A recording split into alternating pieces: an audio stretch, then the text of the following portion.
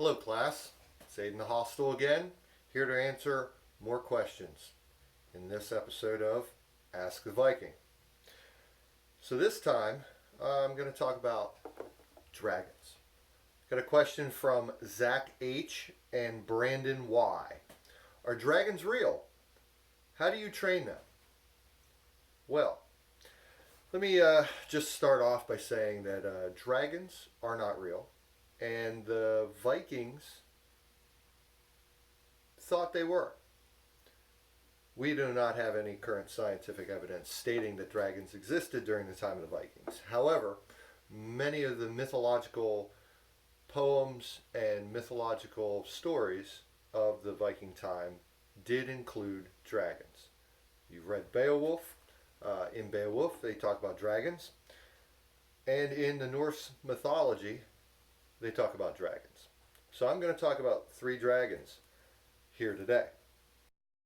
The first dragon I'm going to talk about is a dragon called Fafnir.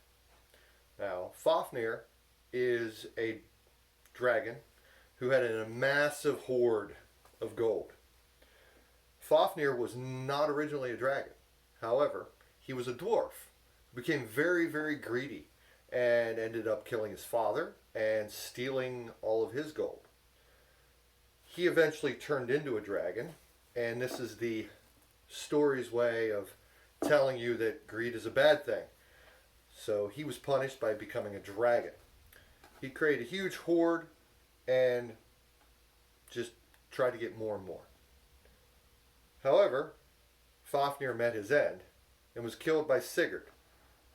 He was a hero that was asked by a gentleman named Rain, who coincidentally was Fafnir's brother, to dispatch of the great dragon. So, in the story, Sigurd kills the dragon. The story goes on and on. I'm not going to bore you with all the details. Just one example of dragons in Norse literature. A second dragon is a dragon called Nidhogg. Now, to tell you the story of Nidhogg, I have to back up a second. And I need to tell you about Yggdrasil. Yggdrasil is a giant tree that the Vikings believed connected all of the worlds. Midgard is the world that you and I live in. It's the world the Vikings lived in. So Midgard is one of the worlds in the branches of this gigantic ash tree. Nidhogg lived underground beneath the roots of this giant tree. And he would feast on corpses and gnaw on the roots of the tree. Now, Nidhogg's main purpose was to weaken Yggdrasil, perhaps cause the collapse of all the worlds.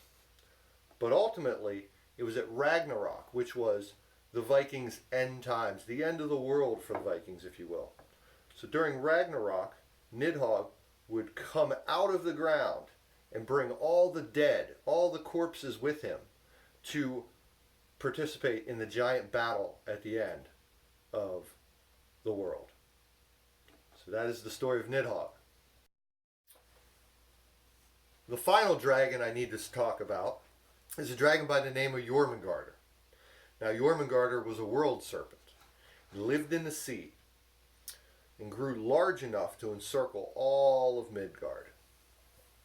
Now, Jormungandr, like Nidhogg, had a purpose for Ragnarok.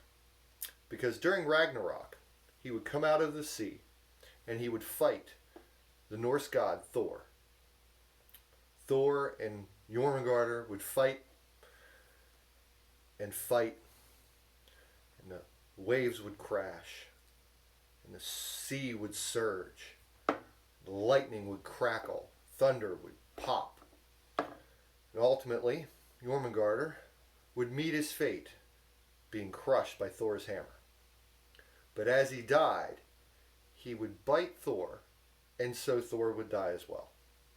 Not a happy ending for either.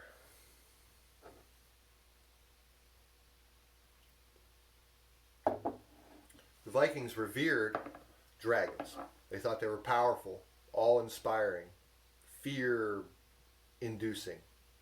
So they would put dragons all over the place. They put them on the prows of their ships because nothing struck fear into the hearts of enemies. Seeing a Viking dragon ship coming out of the fog or across the sea at them. They put them on jewelry. They put dragons, they carved them into doorways, on stone, on wood. It was a very popular motif in the Viking era.